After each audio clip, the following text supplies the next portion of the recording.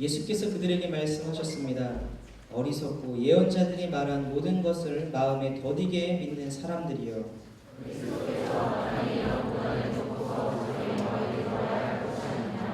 그리고 예수께서는 모세와 모든 예언자들로부터 시작해 성경 전체에서 자기에 관해 언급된 것을 그들에게 자세히 설명해 주셨습니다.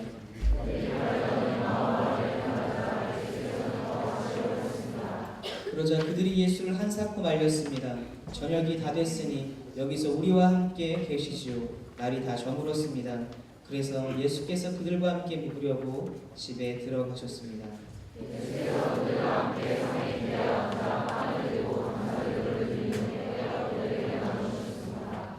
그제야 그들의 눈이 열려 예수를 알아보았습니다. 그러나 곧 예수께서 그들의 눈앞에서 사라지셨습니다.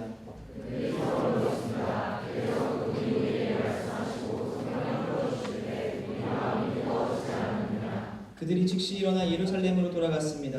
가서 보니 거기에는 11제자가 다른 사람들과 함께 모여 있었습니다.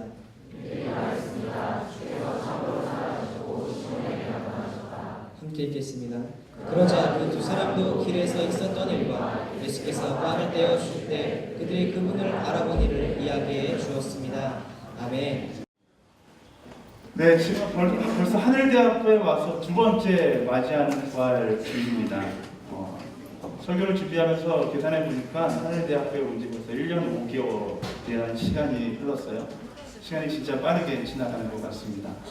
지난 1년을 잠깐 뒤돌아봤습니다. 하늘대학교에는 어떤 변화가 있었을까? 많은 변화가 있었죠. 하늘대학교에 일단 전체적인 연령층이 굉장히 낮아졌다라는 변화가 있고, 오늘 신문 보신 분들은 알겠지만 하늘대학교 소개가 오늘 이 교회 신문을 통해서 나가게 됐습니다. 하늘대학교 변화 중에 가장 큰 변화는 저희 수모인 참석률이 90% 이상 참여하고 있다라는 변화입니다. 건강한 공동체냐 건강하지 못한 공동체를 판가름할 때 가장 중요한 것이 예배 출석 대비 순모임 참석률인데, 저희 하늘대학교는 오늘의 교회에서도 가장 높은 순모임 참석률을 보이고 있습니다. 저는 여러분들이 너무나 자랑스럽고, 저만 자랑스러운 게 아니라 하나님도 여러분을 자랑스러워할 것 같습니다. 우리 서로에게 정말로 너가 자랑스럽다 하는 마음으로 우리 격려의 박수 한번 드리면 좋을 것 같습니다. 굉장히 긍정적으로 변하고 있는 것 같습니다. 또 한 가지 제가 생각하기에 긍정적으로 변하고 있는 것 한 가지가 하늘대학교 안에 연애하는 커플들이 굉장히 많아지고 있다라는 거. 우리 인연 여성이랑 나누다 보니까 안 좋은 징조이다 막 이런 얘기 하시더라고요. 제가 볼 때는 좋은 모습인 것 같아요. 하늘대학교에 제가 알고 있는 연애하는 커플들은 굉장히 많고, 첩보에 의하면 제가 모르고 있지만 몰래 연애를 하고 있는 커플들도 굉장히 많이 있다라는 것을 알고 있습니다. 커플들이 늘어날수록 내 담당 목사의 기도 제목도 점점 더 늘어나게 되겠죠. 제가 여러분들을 위해서 무엇을 위해서 기도할까요? 이 커플이 잘 만나서 하나님 결혼에 멋지게 꼴이나게 해주십시오. 이런 기도를 할까요? 죄송하지만 저를 다 아시는 분들은 알겠지만 저는 그렇게 기도하지 않습니다. 제가 기도하는 건 거의 대부분 이 커플들이 만나다가 헤어지더라도 상처받지 않고 하나님 안에서 즐겁게 헤어질 수 있도록 도와주십시오. 이런 기도를 많이 해요. 왜냐하면 이렇게 기도하지 않으면 너무나 많은 커플들이 절망 가운데 빠질 때가 있기 때문에 그렇습니다. 여러분들 경험상 알겠지만 이제 나이가 좀 먹으면 알잖아요. 저 커플을 딱 보면 이제 오래 가지 못할 것 같은 커플들이 있고, 거의 군대를 다녀오지 않은 남자들과 만나는 커플들은 일단 군대에 있는 그 퍼센트 비율로 따질 때 90% 정도는 헤어진다라고 했을 때, 우리가 이 만남이 지속되기 위해서 기도하기보다 이 만남의 끝에 가서 아름다운 이별이 될 수 있도록 기도하는 게 더 효율적이다라는 생각이 들어요. 어쨌든 누누이 말하지만 대학생들에게 만남이라는 것은 굉장히 중요합니다. 내가 누구를 만나는 것도 중요합니다. 하지만 진짜 중요한 것은 내가 어떻게 헤어지는 순간이 찾아왔을 때 어떤 헤어짐을 가지는가는 훨씬 더 중요하다라는 것입니다. 여러분들이 살아가면서 처음 만난 사람과 결혼하는 가능성은 그렇게 높지 않습니다. 그렇다면 그 사람과 만나고 헤어질 때 나는 어떤 이별을 해야 되는가 정도는 어느 정도 여러분들이 염두에 두고 있어야 돼요. 정말 이별 한번 잘못했다가 인생을 절망 가운데 살아가는 대학생들, 여러분들도 보잖아요. 저도 굉장히 많이 만났어요. 대학교 사역을 지금 3년 5개월째 하고 있는데 적어도 부풀리지 않고 최소한 10커플에서 15커플은 보는 것 같아요. 정말로 하나님 보시기에 아름다운 커플이었고 한 사람 한 사람 봤을 때도 하나님 보시기에 너무나 훌륭한 형제, 너무나 훌륭한 자매였는데 한 번 여자친구한테 이별을 선포받고 나서 인생에 대한 자신감을 잃고 사는 형제들 많이 봤습니다. 나는 인생이 끝났다라고 생각하는 자매들 많이 봤어요. 어떤 형제는 정말 거룩한 형제였는데 자매한테 헤어짐을 딱 선포받고 나서 술과 쾌락에 빠져 살아가는 형제도 봤습니다. 매사에 열심히 살던 친구였는데 남자친구랑 헤어지고 나니까 삶의 무기력심이 찾아와서 교회 나오는 것도 귀찮고 학교 나가는 것도 귀찮고 오직 집에서 그냥 가만히 누워있는 자매들도 많이 봤습니다.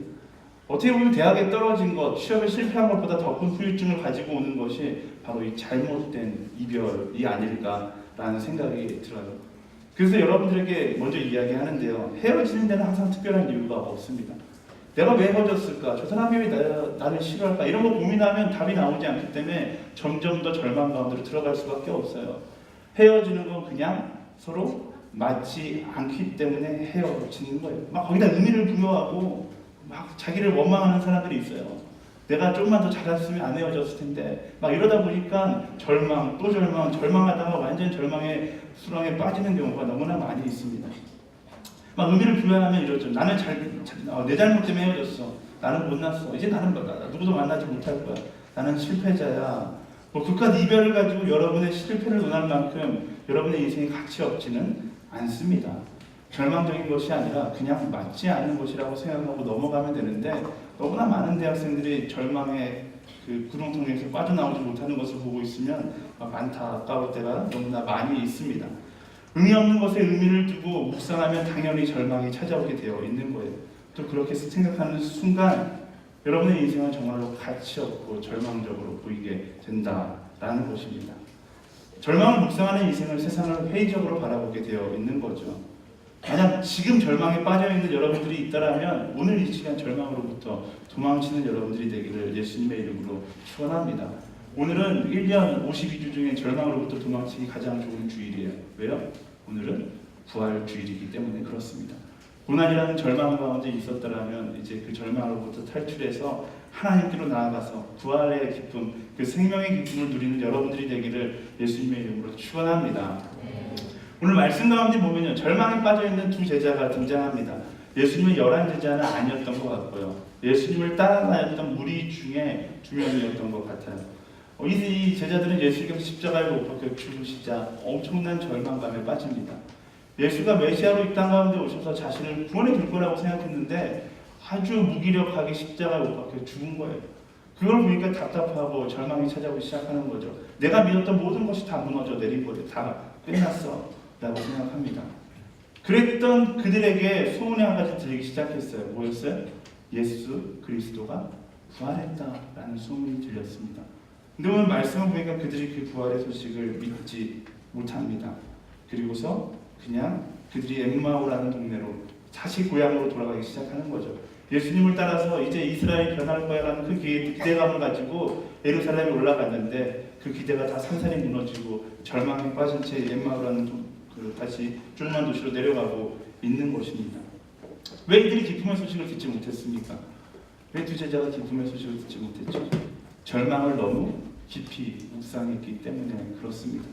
자신이 빠진 절망 가운데 너무 깊이 들어가 있다 보니까 진리가 선포되어도 그 절망 때문에 그 진리를 믿지 않게 되는 거예요. 기쁨의 소식이 절망에 묻혀버린 거죠. 오늘 말씀을 읽다 보면 더 황당합니다. 더 황당한 것은 이들이 엠마오로 내려가고 있는 그 길에 누가 나타납니까? 예수님께서 나타나십니다. 1년 전에 만난 예수님도 아니고 2달 전에 만난 예수님도 아니에요. 한 3일 전, 멀어야 5일 전에 만난 그 예수님이 그들에게 나타났는데 그들이 예수님을 알아보지 못합니다. 왜요? 이건 역시 절망이 그들의 눈을 가려버렸기 때문에 그런 거죠. 예수를 좀 닮은 사람이구나 정도로 생각하면서 그냥 걸어가는 거예요. 그들이 슬픔과 절망에 집중하다 보니까 예수님께서 부활하셔서 그들 앞에 나타났음에도 불구하고 이 사람들은 믿지 못하고 그냥 아직도 예수 그리스도의 그 십자가에 죽은 사건을 모르느냐라고 지금 예수님께 반문하고 있는 모습을 우리는 볼 수 있습니다. 절망을 묵상하니까 부활의 기쁨이 이들에게 부활의 기쁨으로 찾아오지 않게 되는 것입니다. 이렇게 예를 들 수 있을 것 같아요. 이게 지난번 이상준 목사님이 이런 예를 들으셨는데 굉장히 대학생들에게 딱 맞는 얘기인 것 같아요. 수학 능력 시험을 보고서 대학교 입시를 한 거예요. 입시를 해서 첫 번째 입시 발표를 딱 했는데 떨어졌다라고 이야기한 거예요. 당신은 그래서 떨어졌습니다라고 발표가 났어요. 절망에 빠지기 시작하는 겁니다. 절망에 빠져서 난 대학에 떨어져서 나는 실패자야. 그러고서 이제 그때부터 이제 밥도 먹지 않고 그냥 방 안에서 아무것도 하지 않고 가만히 있는 거예요. 전화벨이 아무리 울려도 그냥 가만히 있는 거예요. 너무나 절망스러우니까. 학교에서는 추가 합격됐다고 알려주는데 그냥 방 안에서 가만히 있는 거예요. 절망에 너무 집중하다 보니까 기쁨의 소식을 듣지 못하게 되는 거죠. 이 제자들의 모습이 그런 모습이었다라는 것입니다. 우리의 모습도 그럴 때가 너무나 많이 있어요. 요즘 보면 주변 우울증 환자들 정말 많잖아요. 우울증이라는 질병이 뭐예요? 절망을 묵상하는 사람들이 걸리는 병이 우울증이에요. 우울증 환자들을 좀 쉽게 설명을 이렇게 표현할 수 있을 것 같아요. 내 삶 가운데 희망적인 일이 일어날 가능성을 전혀 없다라고 생각하는 사람들, 이게 바로 우울증 환자들의 모습입니다. 근데 충격적인 것은 크리스천들 가운데도 우울증 환자들이 너무나 많다라는 거예요. 하늘대학교에서 저랑 상담하는 친구들 가운데도 우울증 환자들이 너무나 많이 있다라는 거예요. 하나님을 믿으면서 내 안에 희망이 없다고 생각한다는 건 내가 지금 잘못된 하나님을 믿고 있든지 잘못된 방향으로 믿음 생활을 하고 있다라는 거죠. 이런 사람들이 저에게 상담하러 오면 막 답답해요. 정말 답답해. 밑도 끝도 없이 대뜸 이야기하면 저는 뭐든 해도 안 됩니다. 저의 삶은 너무나 절망적이에요. 이렇게 이야기해요. 그러면 제가 뭐라고 할까요? 거기다 대놓고서 그래 너는 안 돼. 이렇게 이야기하면 굉장히 못된 목사잖아요. 막 설득하기 시작하는 거예요. 제가 그 친구를 아느냐 모르느냐는 중요하지 않습니다. 그냥 일단 설득해야 돼요. 와서 자기 상황을 이야기하지 않고 그냥 나는 절망적입니다라고 이야기하면 제가 위로해 줄 수가 없잖아요. 그러면 그냥 성경을 펴놓고 이야기하는 거예요. 네 상황이 왜 절망적이냐? 하나님이 너를 얼마나 사랑하시는데 하나님께서 얼마나 계획을 가지고 계셔 라고 이야기하면 거의 대부분 이런 얘기를 합니다. 목사님은 모르세요. 제가 모르는데 왜 저한테 왔는지 모르겠어요. 목사님은 모르세요. 내가 얼마나 절망스러운지 전혀 이해하지 못하십니다. 막 이러면서 서로 등문서답하면서 대화가 나가지 않을 때가 너무나 많습니다. 뭐가 잘못된 거예요? 어디서부터 잘못된 거죠? 이미 마음속에서부터 잘못된 거예요. 처음에 그 사람이 경험했던 절망은 아주 순간의 절망이었을 거예요. 조그만 절망이었을 겁니다. 절망을 묵상하다 보니까 절망, 이것도 절망, 저것도 절망 이러다 보니까 내 안에 남아있는 게 다 절망적인 거예요. 똑같은 상황 가운데 이제 누구는 희망을 바라보고 누구는 절망을 바라보고 살아가게 된다라는 것입니다. 근데 이건 소수의 문제가 아니에요. 너무나 많은 대학생들, 너무나 많은 크리스천들이 직면한 문제이기도 합니다. 세상에 나가면 모두가 다 직면한 문제예요. 왜냐하면 세상은 절망을 향해 흘러가고 있기 때문에 그렇습니다. 인생은 절망을 향해 가고 있기 때문에 그래요. 세상의 끝이 무엇입니까? 여러분의 인생의 끝이 뭐예요? 잘 알잖아요. 우리 인생의 끝은 죽음이라는 영원한 절망입니다. 우리가 의식하지 못하던 우리의 인생 그리고 세상은 그 죽음을 향해서 흘러가고 있는 거예요. 그래서 그 세상의 흐름에 나를 맡기고 살아가면 우리는 절망을 묵상할 수밖에 없습니다. 절망을 향해 달려갈 수밖에 없는 거예요. 그래서 내 상황을 묵상하고 내 삶을 묵상하다 보면 우리는 힘들 수밖에 없습니다. 모든 것이 다 불가능해 보이고요. 모든 것이 나로 하여금 다 등 돌린 것처럼 느껴질 수밖에 없습니다. 이게 세상에 사는 우리가 처해 있는 현실이에요. 그럼 어떻게 하면 우리는 이 현실의 절망 가운데 벗어날 수 있는 것인가? 어떻게 하면 오늘 말씀에서 이야기하는 부활의 기쁨을 누릴 수 있는 것인가? 오늘 말씀이 그것을 설명하고 있습니다. 25절부터 27절까지 말씀 함께 읽어보겠습니다. 25절에서 27절까지 말씀 시작. 예수께서 그들에게 말씀하셨습니다. 어리석고 예언자들이 말한 모든 것을 마음에 덕이게 믿는 사람들이여, 그리스도께서 마땅히 이런 고난을 겪고서 자기 영광에 들어가야 할 것이 아니냐. 그리고 예수께서는 모세와 모든 예언자들로부터 시작해 성경 전체에서 자기에 관해 언급된 것을 그들에게 자세히 설명해 주셨습니다. 아멘. 예수님은 자신을 알아보지 못하고 절망의 이야기를 하고 있는 제자들에게 말씀하십니다. 어리석은 자들아, 예언자들이 말한 것을 왜 너희가 깨닫지 못하느냐라고 이야기하고 있는 거예요. 예수님께서 다시 부활하실 것이 이 성경에 아주 정확하게 기록되어 있는데 왜 깨닫지 못하느냐라고 말씀을 이야기하기 시작하십니다. 그리고 예수님께서 직접 그 제자들에게 예루살렘에서 엠마오까지 걸어가는데 약 11km 정도 된다고 해요. 빠른 걸음으로 걸어가면 11km면 한 3시간, 2시간에서 3시간 정도 걸어갈 수 있는 거리잖아요. 이 2-3시간 동안 예수님께서 제자들에게 말씀을 가르치기 시작합니다. 절망에서 탈출할 수 있는 첫 번째 방법은 바로 말씀에 있다라는 것을 예수님께서 보여주고 계시는 거죠. 절망 탈출법은 말씀에 있습니다. 세상 그 어떤 것도 여러분들을 그 절망으로부터 탈출시킬 수 없어요. 오직 한 가지 말씀만이 여러분의 절망으로부터 탈출시킬 수 있습니다. 왜? 말씀에는 하나님의 사랑이 기록되어 있기 때문에 그래요. 말씀에는 하나님의 계획이 기록되어 있기 때문에 그렇습니다. 말씀에는 나를 향한 가능성이 기록되어 있기 때문에 그렇습니다. 세상은요, 나를 향한 불가능을 이야기하지만 말씀은 반대로 나를 향한 가능성을 이야기합니다. 나를 향한 사랑을 이야기하고 있어요. 잘 보세요. 성경의 주인공을 한 분이라고 치면 누굴까요? 성경의 주인공은 예수님이에요. 네, 세례 받을 때 무조건 교육시키는데 성경의 주인공은 예수님이에요. 구약은 무슨 예수님이에요? 오실 예수님에 대해서 기록하고 있고, 신약은 오실 예수님에 대해서 기록하고 있어요. 성경의 주인공은 딱 한 분, 예수 그리스도입니다. 그게 우리랑 무슨 상관인가? 그 성경의 주인공이, 성경 66권의 주인공이 누구를 위해 십자가를 못 박혀 죽었다라고 이야기해요? 바로 여러분, 바로 우리를 위해서 십자가를 못 박혀 죽었다라고 이야기합니다. 다시 말하면 이 성경 전체의 주인공은 예수님인데 그 예수님이 우리를 위해 죽으셨다라는 것이 바로 이 성경이 이야기하고 있는 핵심 메시지예요.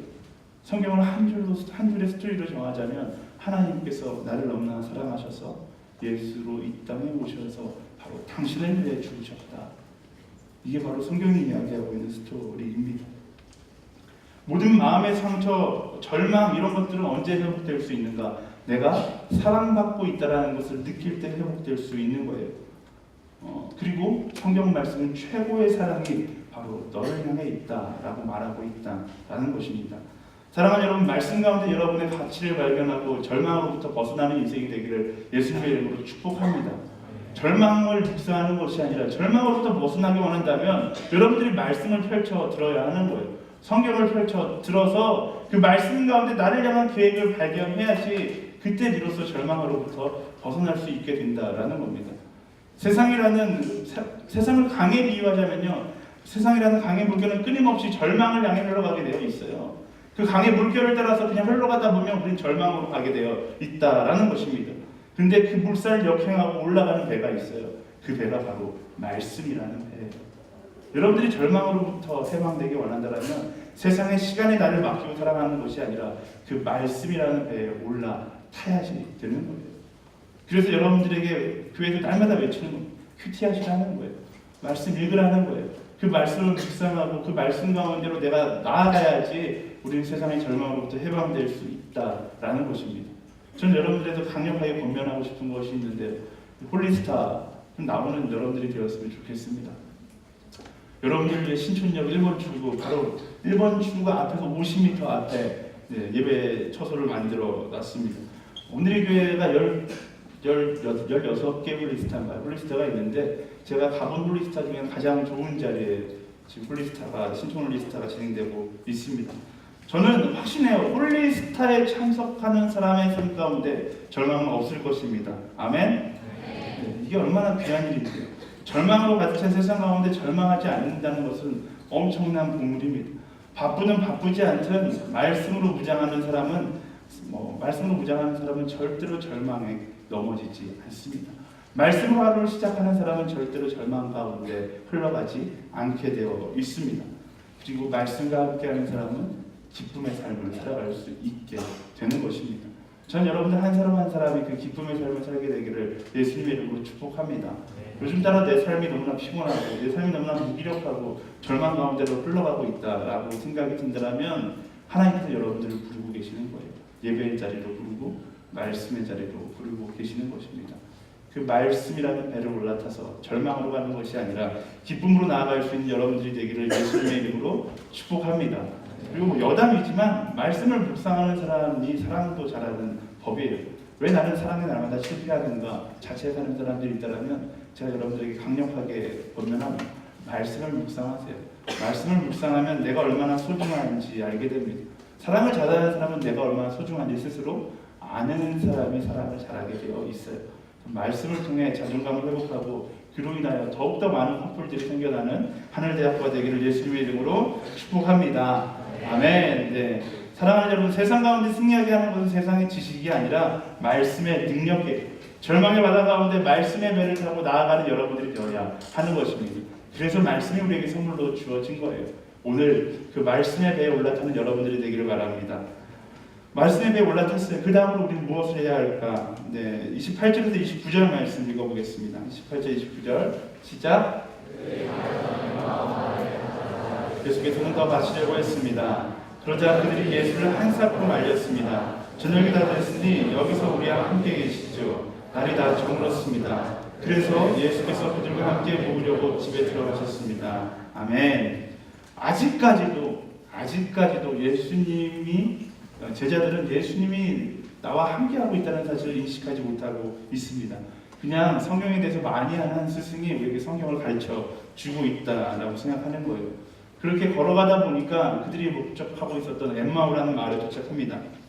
엠마오라는 말이 다다르자 말씀이 이렇게 이야기하고 있어요. 예수께서는 더 가시려고 했습니다 라고 말씀을 기록하고 있습니다. 어디로 가시려고 한 것일까요? 어디로 더 가시려고 한 것일까요? 이런 거 궁금해하면 이제 이단에 빠지기 시작하는 거예요. 말씀을 보면서 알 수 없는 건 그냥 모르면 되는 거예요. 몰라요. 근데 제가 지금 밤에 어디로 가시는 것일까 혹시 알 수 있을까 해서 말씀을 뒤져봤어요. 그래서 영어 성경에 보니까 이렇게 표현했더라고요. 예수님께서 행동하셨대요. 마치 as if, 마치 더 가실 것처럼 행동하셨대요. 그래서 언어 헬라어 성경을 찾아보니까 정확하게 표현하면 이렇게 표현하는 거예요. 예수님께서 더 가시는 척을 하셨다라고 말씀을 표현하고 있어요. 다시 말하면 뭐예요? 제자들이 붙잡아 주길 바라면서 나 간다 이러면서 딱 가시는 척을 하셨다라는 거죠. 마치 짝사랑하는 여학생 집 앞에서 학교 앞에서 어슬렁어슬렁 거리다가 여학생이 지나가면 마치 우연히 지나가는 것처럼 딱 해서 마주치고서 여자친구 여기 웬일이야? 이러면 지나가다가 들렸어. 갈게 이러면서 한번 뒤돌아보는 이 남학생의 마음이 바로 예수님의 마음인 거예요. 왠지 나를 붙잡아줬으면 좋겠다. 이런 묘한 분위기가 흐른 거죠. 제자들은 그런 면에서 굉장히 지혜로웠습니다. 예수님께서 머뭇머뭇 나 갈까 이러는 그 순간 예수님을 붙잡고 자신의 집으로 예수님을 초청해서 들어갑니다. 이 장면은 영적으로 우리에게 도전을 주는 장면이에요. 예수님은요 우리가 잠깐 만나는 데이트 상대가 아니다라는 것입니다. 예수님은 우리의 마음의 집 가운데 들어오고 싶어 하시고 우리는 그 예수님을 우리 마음의 집에, 우리 인생이라는 집에 초청해야 한다라는 거예요. 절망이 아니라 부활의 기쁨을 누리기 위해서는 예수님을 여러분들의 인생 가운데 초청해야 된다라는 겁니다. 여러분의 삶의 자리에 예수님을 초청하는 거예요. 여러분의 수업의 자리에, 학교의 자리에 예수님을 초청하는 거죠. 여러분의 가정의 자리에 예수님을 초청하는 거예요. 물론 그와 함께하면 여러분들이 그리스도인이라는 사실은 자연스럽게 드러나게 되겠죠. 하지만 그것을 부끄러워하는 것이 아니라 자랑스럽게 생각하고 살아가는 그리스도인이 되어야 하는 것입니다. 요즘 그리스도인들은 너무 티를 내지 않고 살아가요. 여러분들의 모습을 한번 뒤돌아보세요. 내가 세상 가운데 얼마나 티나는 그리스도인인가. 여러분 그렇게 살지 않아요? 혹시? 예수님이 부끄러워서 교회에다 예수님 모셔다 놓고 마치 양로원에 예수님 모셔다 놓은 것처럼 일주일에 제가 다시 올게요 하고서 퇴근했다가 일주일에 와서 예수님 말고서 그러고 있는 것은 아닙니다. 조금 더 나은 사람은 집에다 예수님 모셔다 놓고 방에다가 책상에 예수님 딱 모셔다 놓고 오늘 예수님 쉬고 계세요. 마치 예수님 위하는 것 마냥 학교 다녔습니다 예수님. 과연 예수님이 그것을 기뻐하실까? 아니라는 거예요. 여러분의 인생이라는 집에, 그 마음의 집에 예수님을 모시고 어딜 가든지 예수로 시작하는 인생을 살아가야 하는 것입니다. 그게 기쁨을 포기하지 않는 거예요. 왜 내 인생이 이렇게 절망스러울까? 왜 내 인생이 이렇게 꼬여있을까? 답은 간단해요. 여러분의 인생의 우선순위가 뒤바뀌어 있는 거예요. 예수님으로부터 시작해야 되는데 예수님으로부터 시작하는 것이 아니라 그냥 내 욕심으로부터 시작하니까 여러분들의 인생이 꼬이기 시작하는 것입니다. 홀리스타 할 때 이런 이야기를 했어요. 세상 사람들은 거꾸로 생각한다는 거예요. 예수님을 믿고자 하는 사람도 거꾸로 생각해요. 나에게 돈이 필요하니까 예수가 필요한 거예요. 하나님 나에게 이 돈을 주십시오라고 기도하는 사람들의 기도의 마음 가운데 뭐예요? 내가 돈이 필요하니까 예수를 찾는 거죠. 하나님 내가 이 회사에 들어가기 원합니다. 취업을 위해서 예수님을 찾는 거예요. 하나님 내가 성공하고 싶습니다. 성공을 위해서 예수님을 찾는 거죠. 뭔가 잘못됐다고 생각하지 않습니까? 무의식 중에 우리는 그냥 막 하는 거예요. 하나님 일단 주시고 보십시오 라고 이야기하는데 뒤돌아서 생각해보면 뭔가 엉켜 있는 거예요. 인생의 우선순위가 잘못되어 있는 거죠. 예수를 위하여 돈을 구하는 자가 되어야죠. 여러분들에게 그래서 하나님 물질 달라고 기도하지 말라는 것이 아닙니다. 물질을 달라고 기도할 때 무엇을 위해서 기도하고 있는지를 먼저 생각해야 된다는 거예요. 그게 예수를 위한 건지 아니면 내 욕심을 위해서인 건지. 여러분들에게 성공하지 말라고 이야기하는 게 아니에요. 다 서울역에서 노숙자의 삶을 살아가라고 이야기하는 것이 아닙니다. 성공해야죠. 근데 우선순위는 제대로 해놓고 성공해야 된다는 거예요. 내가 예수 그리스도의 그 십자가 복음을 위해서 성공해야 된다면 그것을 위해서 기도하는 사람이 돼야 한다는 겁니다. 예수가 먼저고 항상 내 인생의 우선순위에 예수가 있어야 한다라는 것입니다. 그게 바로 우리가 기쁨을 누릴 수 있는, 부활의 기쁨을 누릴 수 있는 삶의 방법이에요. 예수님은요, 오늘 말씀을 묵상하면서 그런 생각을 했어요. 예수님은 부끄러움이 너무나 많으세요. 그러니까 내가 오늘 너희 집에 거하겠다 이렇게 말씀하시는 게 아니라 이렇게 나 갈까? 이렇게 이야기하고 계시는 거예요. 마음으로는 정말로 여러분의 마음 가운데 들어가고 싶어 미치겠는데 예수님이 그 말을 못하고 계시는 거예요. 내가 오늘 너의 마음에 들어가면 안 될까? 이 말을 못하고 있는 거예요. 예수님은 무엇을 원하시는 거예요? 우리가 먼저 마음의 문을 열고 그 부끄러워하고 계시는 얼굴이 빨갛게 상기된 예수님에게 오늘 저희 집에 들어오시죠. 예수님 오늘부터 나와 함께 살아요 라고 이야기해 주기를 기다리고 계신다라는 겁니다. 그나마 다행인 것은 예수님이 사람에 대한 미련이 많아서 2000년이 넘도록 지금까지 갈까 이것만 계속 반복하고 계시는 거예요. 우리에게 얼마나 당연한 거예요. 얼마나 감사한 거예요. 그 예수님께서 부끄러워 계실 때 그 예수님 손을 붙잡고 여러분의 인생 가운데 초청하게 되기를 예수님의 이름으로 축복합니다. 그때 비로소 우리의 인생 가운데 놀라운 일이 일어나기 시작하는 거예요. 예수님을 내 인생에 초청할 때 놀라운 일이 일어나기 시작합니다. 30절, 31절 말씀 함께 읽어보겠습니다. 30절, 31절 시작. 예수께서 그들과 함께 상에 기대어 앉아 빵을 들고 감사기도를 드린 후 떼어 그들에게 나눠주셨습니다. 그제야 그들의 눈이 열려 예수를 알아보았습니다. 그러나 곧 예수께서 그들의 눈앞에서 사라지셨습니다. 아멘. 언제 그들이 예수님을 알아보았다고 이야기하고 있습니까?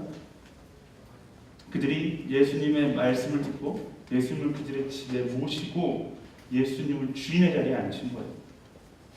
빵을 떼서 나눠주는 건 누가 하는 거예요?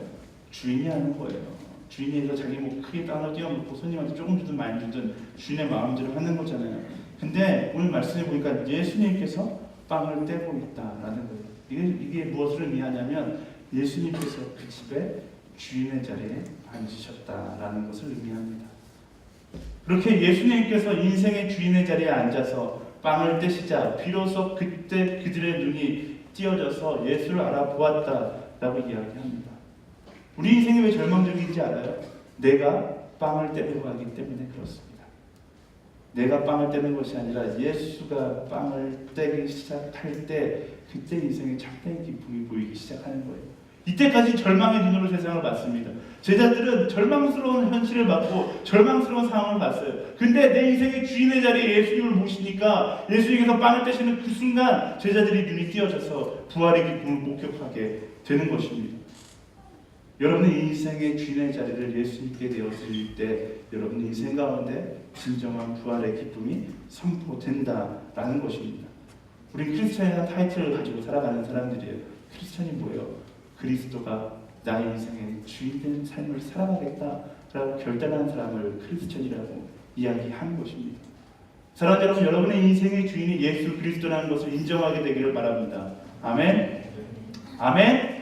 그래서 그가 내 인생의 빵을 떼서 빵을 뗄 수 있도록 그 주인의 자리를 그에게 넘겨드리는 거예요. 그러면 여러분 인생 가운데 부활의 기쁨이 선포되기 시작한다라는 것입니다. 우리 옆 사람에게 알려주겠습니다. 예수님께서 당신의 인생의 주인이십니다. 이렇게 알려줄까요? 아멘. 네. 재미난 장면이 있어요. 제자들이 눈이 열리자 예수님을 알아보기 시작합니다. 그리고 예수님은 어떻게 하세요? 그들의 눈앞에서 뿅 사라지십니다. 예수님이 이런 기적을 잘 보이시지 않았어요. 이 마치 오늘날 사람들이 SF 영화가 착각할까봐 이런 기적을 많이 보이시지 않았을까 개인적인 묵상인데요. 어쨌든 이 장면에서 예수님이 그런 것을 나타내십니다. 갑자기 그 자리에 계시다가 사라지시는 거예요. 평상시 보여주셨던 기적과 좀 다른 기적의 모습을 보여주십니다. 어디로 가셨을까요? 이런 거 궁금하면 이단이라고 했어요. 모르겠어요. 어디를 가셨는지는 중요하지 않습니다. 중요한 건 뭐냐면요, 그가 어디를 갔는가가 아니라 제자들이 예수님이라는 사실을 깨달았다는 거예요. 그리고 예수님께서 그 자리를 떠나 다른 곳으로 가셨다는 거죠. 예수님께서 뭐 때문에 가셨겠어요? 이유는 간단하죠. 그 부활을 알리려고 가셨겠죠. 중요한 장면은 부활을 목격한 그 제자들의 행동이 굉장히 중요한 거예요. 제자들은 어떻게 해요? 오늘 말씀을 잠깐 볼까요? 오늘 말씀 가운데 33절 말씀 함께 읽겠습니다. 33절. 33절 한번 보여주세요. 다 같이 읽겠습니다. 시작. 그들이 즉시 일어나 예루살렘으로 돌아갔습니다. 가서 보니 거기에는 11제자가 다른 사람들과 함께 모여 있었습니다. 아멘. 예수님께서 그들 앞에서 사라지자 그들의 반응은 그거였죠. 즉시 일어나 예루살렘으로 올라갔다라고 이야기합니다. 제자들이 이 사실을 언제 깨달았어요? 아침 일찍 깨달았어요? 점심에 깨달았어요? 아니요. 저녁에 늦었다고 예수님 가면 위험하다고 붙잡아가지고 집에 앉혀놓고서 그때 깨달았어요. 근데 그들이 어떻게 해요? 내일 아침까지 기다렸다가 예루살렘에 올라가야지. 이게 아니었어요. 어떻게 해요? 즉시 일어나 올라갔다라고 이야기합니다. 이게 부활을 경험한 그리스도인이에요. 그들이 막 올라가면서 막 무슨 생각을 했을까요? 걱정했을까요? 강도를 만나면 어떻게 하지? 이러면서 올라갔을까요? 이 학년 좀 따뜻하게 입고 되게 춥다. 이러면서 올라갔을까요? 아니에요. 그런 생각 없었어요. 오직 한 가지 마음, 예수 그리스도의 부활의 기쁨을 사람들에게 알려야지. 이 마음을 가지고 뛰어 올라갔다라는 것입니다. 사랑하는 여러분, 부활의 기쁨에 대한 우리의 반응은요, 나눔이에요. 우리의 반응은요, 복음을 전하는 거예요. 예수님의 십자가 사랑에 대한 반응 역시 복음을 전하는 것이고, 그 사랑을 전하는 것이고, 그 사랑을 나누는 것입니다. 사랑하는 여러분, 절망에 빠져서 살아갈 때가 아닙니다. 우리는 절망을 향한 우리의 시선을 말씀 가운데서 회복하고 예수 그리스도를 우리의 주인으로 모시고서 그 기쁨을 가지고 세상 가운데 복음의 소식을 전하는 인생을 살아가야 한다라는 것입니다. 전하지 않는 인생은 정말로 부활의 기쁨을 누리지 못하는 인생과 똑같은 거예요. 사랑하는 부활절, 그리스도 예수의 십자가 사건을 통해서, 그리고 그 부활의 사건을 통해서 우리 안에 새 생명이 선포되었습니다. 그리고 그 기쁨이 우리 안에 선포되었어요. 그 기쁨에 대한 우리의 반응은 아주 간단해요. 그것을 전하는 인생을 살아가는 것입니다.